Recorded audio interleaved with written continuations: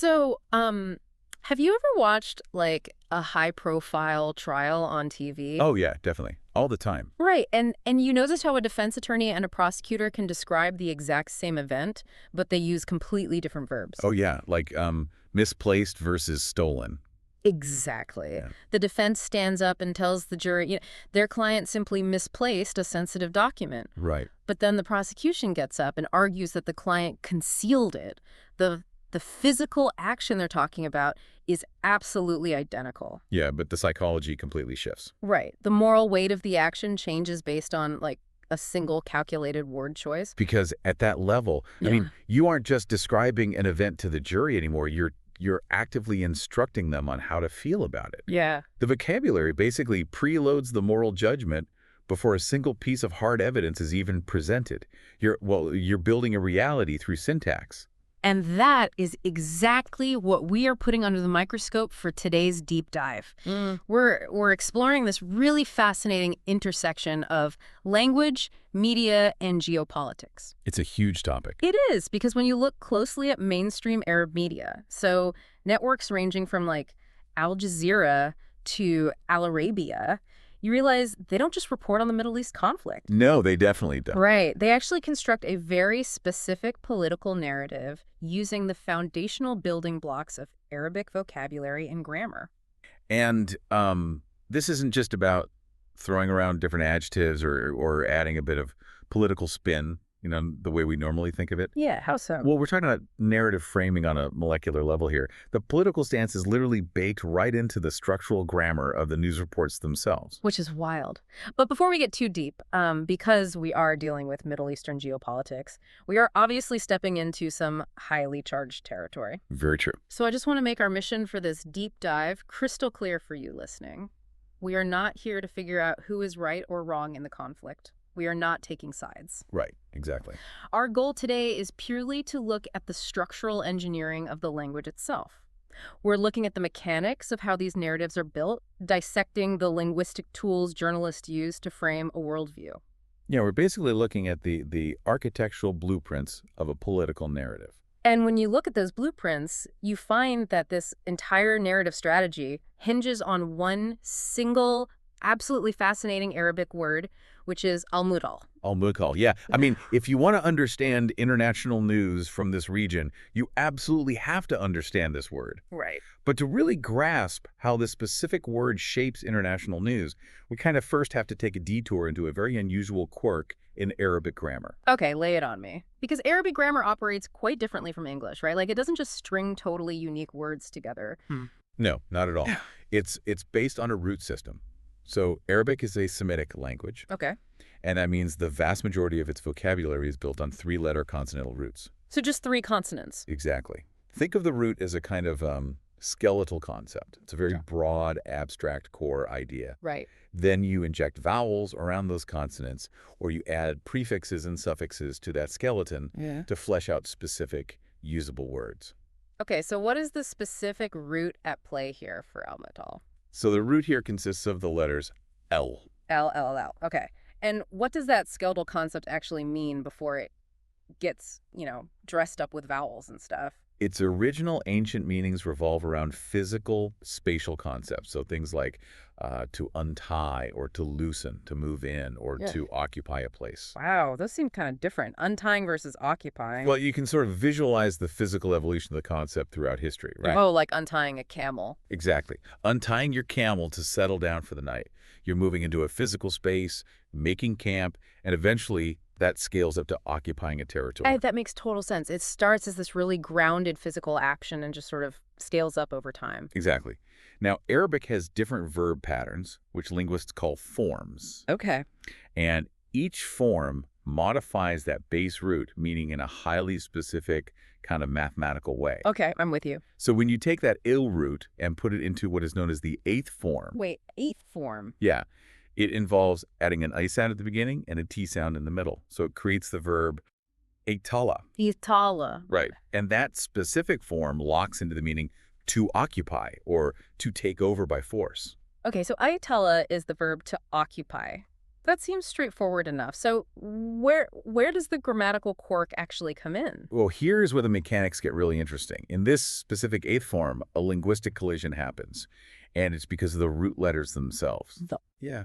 Notice that the root ends in two identical consonants. Two L's. Right, L. Two L's at the end. Exactly. So in Arabic grammar, there are very strict, predictable patterns to create the active participle. Which is the person doing the action, right? Yes. And the passive participle, which is the person or thing receiving the action. Okay, got it. Normally, these two words sound completely different because they use different internal vowels. Yeah. But because of those two identical L's at the end of this specific root, a phonetic rule kicks in. Oh, interesting. Like the languages can't handle it. Kind of. The language really doesn't like the awkwardness of separating those identical consonants. So the vowels shift, the sounds condense, and the two forms literally crash into each other. Wait, what do you mean they crash into each other? I mean, the word for the occupier, which mathematically should have been mutalil, Okay, mutal. and the word for the occupied, which should have been mutalal, they merge. They contract into the exact same word, mutal. Wait, really? Yep. Same exact word for both. That is wild. It's like as if in English, the words employer and employee somehow morphed into the exact same word. That's actually a great way to think about it. Right. Like you'd have a single word for both the boss and the worker, and you'd have to play detective using the rest of the sentence just to figure out who is paying who. That is a perfect mechanical analogy.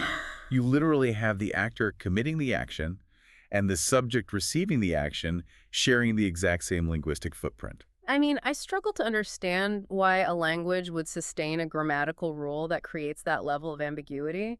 Isn't the primary goal of language, especially in like broadcast journalism, clarity? You think so, yeah. It just sounds incredibly frustrating to deal with a word that means both the perpetrator and the victim of an action. Oh, it is deeply frustrating for anyone trying to learn the language. But, languages evolve organically through spoken usage. Yeah, it's true. And sometimes these phonetic compressions just stick because they're easier to say quickly out loud. The result here is that al-Muhtall can refer to Israel, the occupier, or it can refer to the land, the occupied territories. So how do you even know which one they mean? As a listener, you're entirely dependent on the prepositions and the surrounding sentence structure to deduce the meaning. You have to analyze the whole environment of the sentence just to figure out who is doing what. Wait, so if the word for the occupier and the occupied is identical, then just using the standalone word is useless. The journalist is absolutely forced to construct a highly specific context around it just to make the sentence intelligible. Exactly. The grammar forces them to build a context. And that necessity, that requirement to build a framework around the word is where we cross over from a simple linguistic quirk into the realm of framing theory. Okay, let's dive into that framework then, because one of the most striking details you find when analyzing these broadcasts is the total absence of a standard proper noun. Yes, it's very noticeable. If you watch Arab news networks, you will rarely, if ever, hear the word Israel used simply as the standalone subject of a sentence describing a military or state action. Right. Like they don't just say, Israel announced a new policy today. Correct.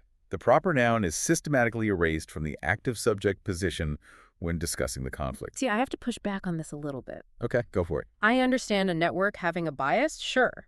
But why go through all this effort to avoid the standard name? Well, If clarity is the first rule of broadcast journalism, why risk the confusion of swapping in this ambiguous word al-Muhtall unless you have a massive, calculated editorial agenda? oh, it is absolutely a calculated agenda. And it goes far deeper than simply being disrespectful to a nation state Okay. by relentlessly swapping the proper noun for replacement terms like Qiyan al-Dalal. Which translates to what? It translates to occupation entity. Wow. Okay. Right. So by doing that, these media outlets are executing a textbook, masterclass application of framing theory. They use the vocabulary to anchor the entire essence of the conflict in a legitimacy dispute. A legitimacy dispute. Okay, let's unpack how that actually changes the viewer's psychology. Well, think about how a standard Western news report sounds when it says, country A attacked country B. Right, it's very straightforward. Right. But that phrasing inherently implies symmetry. It paints a picture of two equal sovereign nation-states engaging in a conventional conflict on the global stage. So it implies a baseline of legitimacy for both actors. Exactly. Yeah, it sounds like a dispute between peers. But by refusing to use the proper noun and instead using Qiyan al-Ihtilal occupation entity, you completely shatter that symmetry. Oh, I see. The vocabulary choice strips away the concept of a standard conflict between two equal nations. Instead, every single military maneuver, every political decision, every border policy is framed fundamentally as the illegal and asymmetrical action of an occupier. Man, this makes me think of, like, cognitive linguistics in domestic politics. Oh, absolutely. How so? Well, if a politician calls a new tax bill a tax burden, your brain instantly processes it as a threat or a penalty, right? Yes, instantly. But if they call the exact same bill a public investment, you process it as a benefit. The math of the bill hasn't changed at all, but the viewer's psychology has been completely rewired just by the noun. Precisely. And No. here they are doing it on a geopolitical scale. They aren't even arguing about the specific policy or military strike. Right. They are defining the very nature of the actor before the news is even delivered. So if they report on something totally mundane, say a new tax law or the opening of a border checkpoint, by calling the actor the occupation entity, the news isn't really about the tax or the checkpoint at all. No, it's not. The grammar itself is constantly reminding the viewer, like, this action is illegitimate by default because the entity performing it is defined solely by the act of occupation. Yes, exactly. The word is the lens, the filter, and the foundation of the narrative all at once. It predetermines the context of the action before the viewer has a chance to process the actual details of the news story. Okay, that makes total sense for a specific, highly opinionated news channel to have a framing strategy like this, but surely this isn't universal, right? Would you be surprised? I mean, the Arab media landscape is massive, it's highly fragmented and deeply polarized. You have networks backed by wildly different governments with entirely different agendas. You are absolutely right to point that out. The Arab media landscape is definitely not a monolith. Right. If you look at the major players, you see vast differences. Yeah. Take Al Jazeera, for example, which is based in Qatar. Okay. It tends to adopt a much more highly critical, sometimes radical tone regarding the conflict, and it often aligns with specific populist movements. And on the other end of the spectrum. On the other end, you have networks like Arabiya or Asharq. These networks represent a much more restrained Gulf state perspective, closely tied to Saudi Arabia or the UAE. Okay, so a very different vibe. Very different. They operate under entirely different diplomatic pressures, different domestic policies, and they usually have vastly different tones when covering international relations or economic alliances. So in a normal scenario, you'd expect these networks to disagree on almost everything. They probably debate foreign policy, regional alliances, and domestic economics constantly. They do. They absolutely do. But here is the massive, almost impenetrable consensus that emerges when you analyze their broadcasts. Okay. Despite all their varying diplomatic stances and overall editorial tones, they exhibit total uniformity on this one issue. They all rigidly use al-Muhtall or its direct derivatives to construct their geopolitical narrative. Even the more restrained, diplomat-friendly networks, I would imagine they'd want to sound more neutral, especially if they're backing governments or, engaging in diplomatic talks. You would think so, but the linguistic framing supersedes the temporary diplomatic shifts. Al Jazeera, as you might expect, frequently uses Dalat al-Ihtilal, which means occupation state, as a stated factual qualifier in their daily reporting. Right. But even Al Arabiya, even when they are covering incredibly dry, neutral-sounding topics like ceasefire negotiations, diplomatic summits, or humanitarian aid routes, they will stubbornly refer to the region as al-Muhtall, the occupied territories. That is staggering. I mean, imagine if completely polarized networks in the United States, like Fox News and MSNBC, disagreed passionately on every single domestic policy, every economic theory, and every election outcome. Yeah. But they strictly agreed to use the exact same highly charged, delegitimizing nickname for a political figure in every single broadcast. It would be entirely unthinkable. It would be impossible in our media ecosystem. Yeah. But it highlights something profound about their media ecosystem. Yeah, definitely. It proves that this vocabulary isn't just an editorial spin applied after the fact by some rogue producer.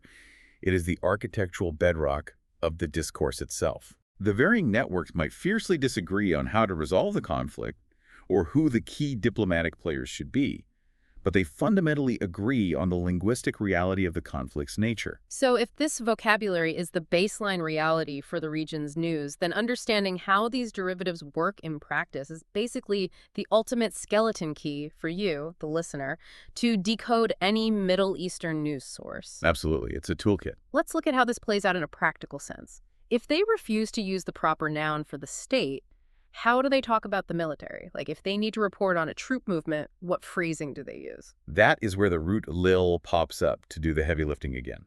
Instead of using standard Arabic terms for the military or the army, the universal phrase across these networks is Quwwat al-Ihtilal. Quwwat al-Ihtilal, meaning Occupation forces. So again, they're completely sidestepping terms that imply national defense or standard military operations. The phrasing centers the military's entire existence and purpose on the act of occupying. Precisely.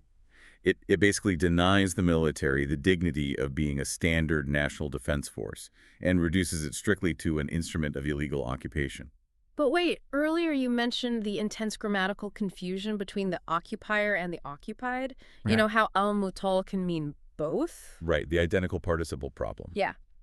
So if they are talking about the physical territory, how do they report on an event happening in a civilian area without sounding like they're saying the occupier was attacked?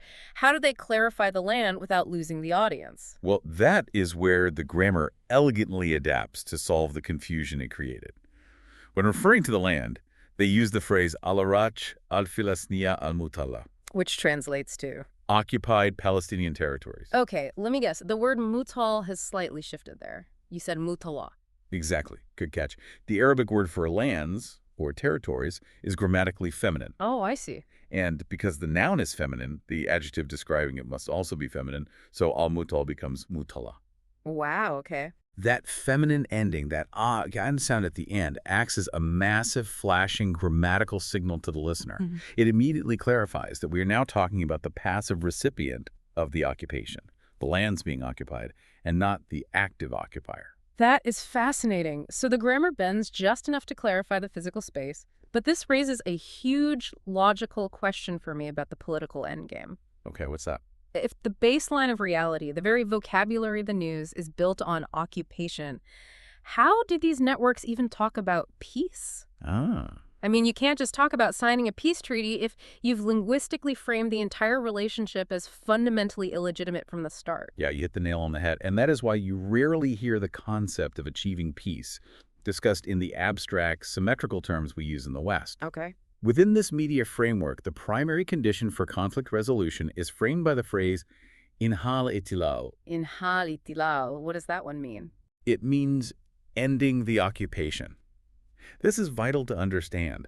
The path to resolution isn't framed as a compromise between two peers. Right. The fundamental action required for peace is the cessation of that root action, the end of the occupation. Which logically leads to how they frame the actions of the other side. Yep. Because if ending the occupation is the only linguistically acceptable goal, then any pushback or aggression against the occupier is automatically justified by the language itself, right? Yes, and that brings us to the final and probably most crucial phrase in this ecosystem, Munahadat al-Ihtilal. Munahadat al-Ihtilal. Which translates to resisting the occupation. Wow. So by calling it resisting the occupation rather than, say, armed conflict or something neutral, the language is doing incredible psychological work. It absolutely is. When a military or militant action is framed as Munahadat al-Ihtilal, it automatically grants a profound layer of contextual legitimacy to the resistance. Because it's reactionary. Exactly. It positions any action taken not as unprovoked violence, but purely as a direct, necessary, and justified response to an inherent illegitimacy, the occupation itself. It's amazing. The word choices do all the heavy lifting for the moral argument before a single editorial opinion is even voiced by the news anchor. Yeah, it real does. It's brilliant in a highly manipulative way. You aren't just reading the news, you are absorbing the cultural and political map that the news is drawn upon. It's the ultimate expression of how language builds reality. So let's take a step back and look at the journey we've just been on. We started with a linguistic anomaly. Right, the two L's. Yeah, a fascinating quirk in the Arabic root system where, because of a phonetic collision with two identical letters, the active and passive participles occupier and occupied merge into the exact same word. al-Muhtall. A grammatical collision that strips away standalone meaning and forces the listener to rely entirely on constructed context. Right, and from that single grammatical seed, we saw how an entire region's media apparatus has weaponized that necessity for context. They've built a unified, unshakable political narrative across highly polarized networks. They systematically replace proper nouns with derivatives of this root to shatter the symmetry of a standard conflict, basically framing every single event as an asymmetrical dispute over legitimacy. And they do it across the board, from the most radical outlets to the most restrained networks. Recognizing these framing techniques is media literacy at its absolute core. It allows you to see the blueprint beneath the news. Exactly. It makes you vastly more informed when consuming any global media. You stop just reacting to the headlines and you start actively analyzing how the headline was engineered to make you react. Very true. Which brings us to the end of today's deep dive. But before we go, we want to leave you with a thought. Yeah, this exploration raises an important question, something for you to mull over after you take your headphones off. Ooh, I like homework. Well, if a single grammatical anomaly in Arabic can so powerfully encode an entire geopolitical worldview, it makes you wonder, what invisible political realities are secretly baked into the grammar of your own native language? Wow. What biases are you speaking every day without even realizing it? That is a question that will definitely keep me up at night. Thank you for joining us on this deep dive. Keep questioning the words you read in the news, keep looking for the framing, and we will see you next time.